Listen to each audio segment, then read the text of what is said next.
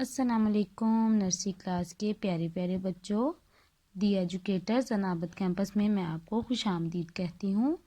میں ہوں میم رافیہ کنول اور میں آپ کو پڑھاتی ہوں آپ کا اردو کا سبق۔ ٹھیک ہے، آج اردو کے سبق میں ہم کیا پڑھیں گے؟ واو۔ کیا پڑھیں گے؟ واو۔ واو کی آواز ہے واو واہ۔ واو کی کیا آواز ہے؟ واو واہ۔ واو واہ وادی۔ کیا بنتا ہے واو سے؟ واو واہ وادی۔ وادی پہاڑوں کے درمیان میں ہوتی ہے۔ واو واہ وادی۔ واو واہ ورک۔ جی ہاں نرسری کلاس، میں نے آپ کو ورک بنانا سکھایا ہے نا۔ واو واہ ورک۔ واو واہ وادی۔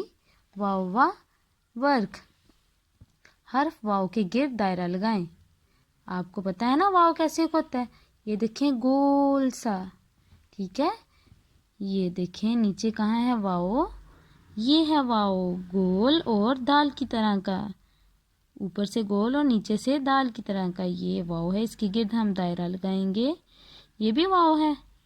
نہیں، اس میں تو ایک نقطہ ہے۔ یہ واو ہے اور یہ واو ہے۔ نرسری کلاس، اب میں آپ کو واو کی کہانی سناتی ہوں۔ سب بچے سنیں گے نا واو کی کہانی؟ کہانیاں تو سب بچے شوق سے سنتے ہیں۔ اب میں آپ کو واو کی کہانی سناؤں گی۔ میرے چچا وکیل ہیں، واو واہ وکیل۔